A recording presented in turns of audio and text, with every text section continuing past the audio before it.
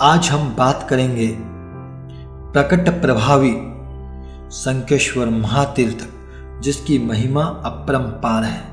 संकेश्वर पाशनाथ परमात्मा भारत में विद्यमान जिन जिन प्रतिमाओं में प्राय सबसे अधिक प्राचीन श्री संकेश्वर पाशनाथ की प्रतिमा है, जो करोड़ों देवता और मनुष्यों के द्वारा पूजी गई है, जिसके दर्शन, वंदन, पूजन और भक्ति से हजारों लाखों आत्माओं ने सम्यक दर्शन को प्राप्त किया है और प्राप्त सम्यक दर्शन को निर्मल बनाया है और चारित्र के अंतराय कर्मों को तोड़ करके चारित्र भी प्राप्त किया है।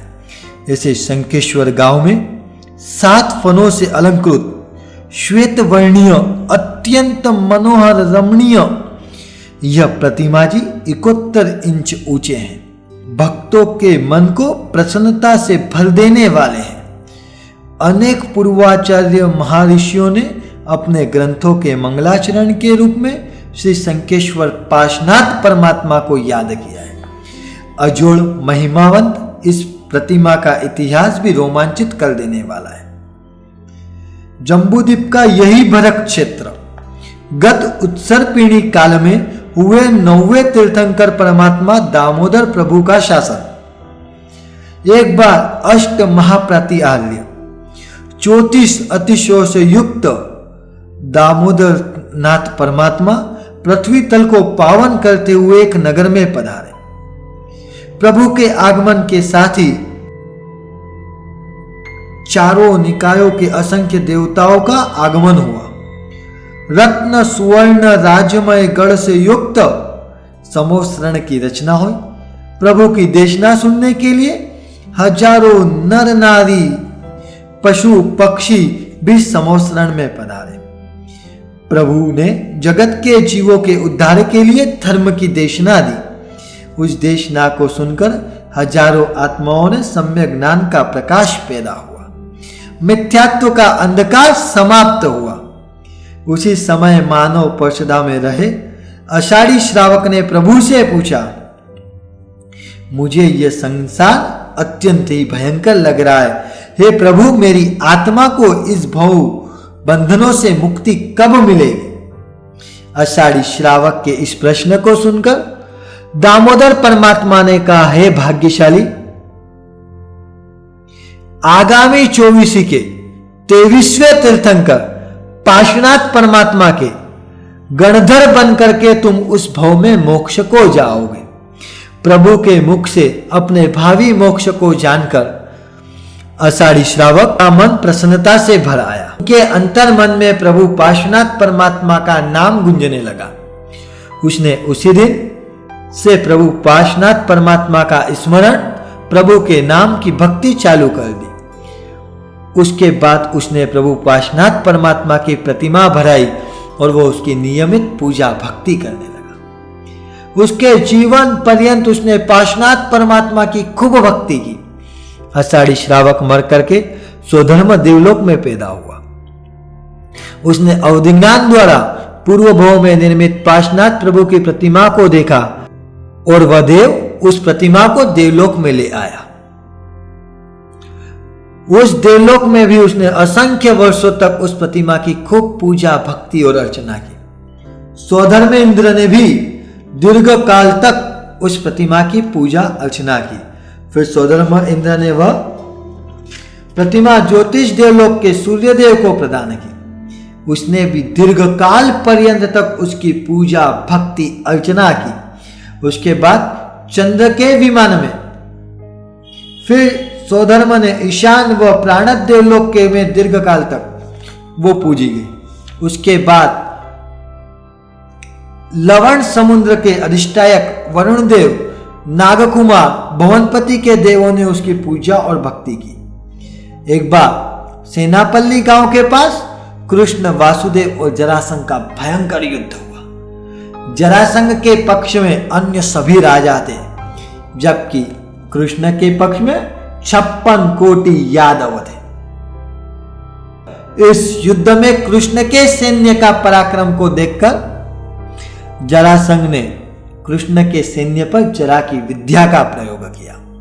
उस विद्या के प्रयोग से कृष्ण का सैन्य व्याधि और वृद्ध अवस्था से पीड़ित होकर मूर्छित सा हो गया।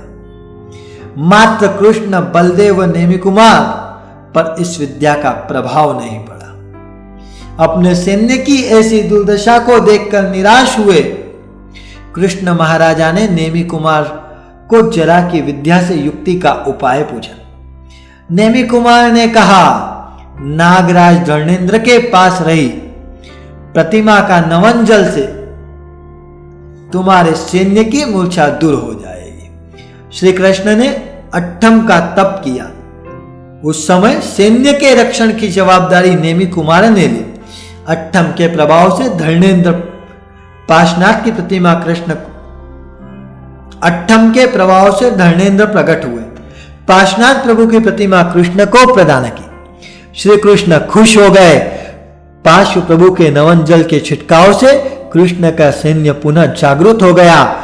जरासंध और कृष्ण के बीच पुनः युद्ध हुआ। उस युद्ध में कृष्ण की जय हुई। युद्ध में विजय की प्राप्ति के प्रतीक रूप कृष्ण ने शंख बजाया, वहां शंखपुर नगर बसाया। उस गांव में प्रभु जी का भव्य जिनालय तैयार कर उसमें प्रभु जी को विराजमान किया गया। उस गांव के नाम से वे प्रभु जी शंखेश्वर पाशनाथ नाम से प्रख्यात हुए। लगभग 86,500 वर्ष पूर्व यह प्रतिमा यहां पर पूजी आ रही है। 12वीं सदी में सिद्धराज के मंत्री सज्जन सेठ ने परम पूज्य आचार्य देवचंद्र सूरी जी महाराज साहब के उपदेश से इस तीर्थ का जीर्णोद्धार कर नया मंदिर बनवाया। विक्रम संवत 1155 में शंखेश्वर पार्श्व प्रभु की फिर प्रतिष्ठा हुई।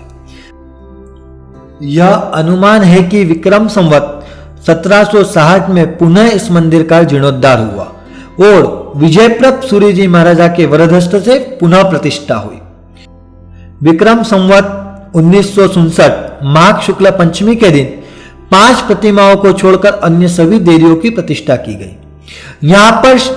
यहां पर लगे शिलालेखों में से सबसे प्राचीन विक्रम संवत 1114 का व नवीन लेख 1916 का है।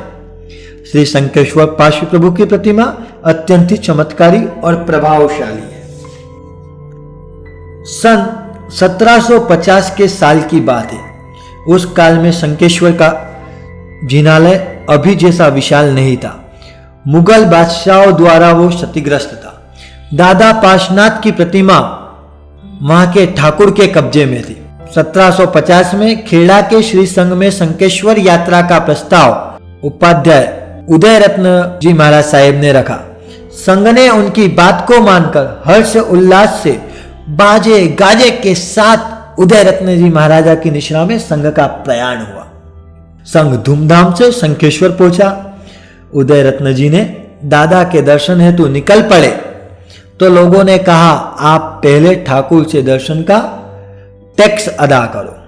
बात कुछ समझ में नहीं आई तो लोगों ने बताया कि दादा की प्रतिमा ठाकुर के कब्जे में और हर भक्त को दर्शन करने के लिए ठाकुर को कर देना होता है। यह सुनते ही उदय रत्न जी के पैरों तले जमीन सी फट गई। प्रतिमा हमारी और हम ही दर्शन के लिए कर दे। बहुत दुखी और व्याकुल हो गए उदय रत्न जी महाराजा।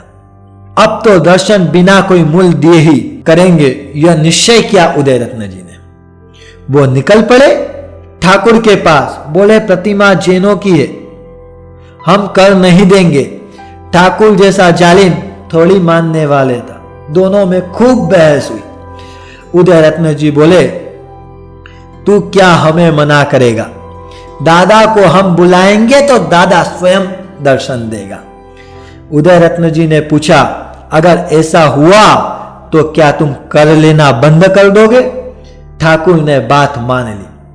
बंद दरवाजे के पास पूरे श्री संघ के साथ उदय रत्न जी ने गाना शुरू किया।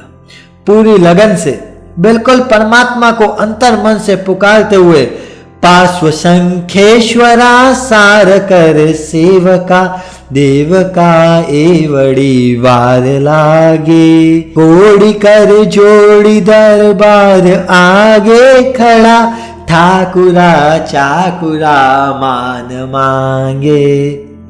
उदय रत्न जी ने मधुर और बुलंद आवाज में जैसे जैसे स्तवन चलता गया, उदय रत्न जी की मधुर और बुलंद आवाज में जैसे जैसे स्तवन चलता गया, वैसे वैसे एक परिवर्तन का वातावरण बनने लगा। साक्षात नागराज, धर्मेंद्र और पद्मावती प्रसन्न हुए।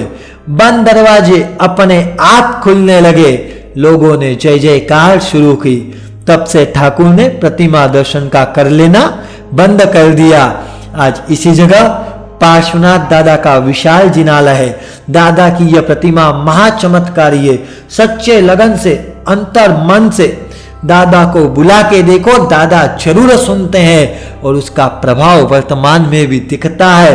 प्रगट प्रभावी ये पार्श्वनाथ दादा की प्रतिमा से दादा साक्षात सुनते हैं और वहां पर कई सारे लाखों करोड़ों भक्तों की मनोकामनाएं पूर्ण होती है। और आज भी यहां दादा की पूनम के लिए हजारों जनमेदनी दादा की पूनम भरने आती है और उन सभी के मनों की कामनाएं पूर्ण होती है, इच्छित फलों की प्राप्ति होती है। ऐसा प्रभावशाली तीर्थ हमें प्राप्त हुआ है, तो आज हम इस तीर्थ की भाव यात्रा कर करके जीवन को सार्थक करें। ऐसा ही हमारा संकेश्वर पार्श्वनाथ तीर्थ, जिसकी महिमा को शब्दों में गाया नहीं जा सकता है।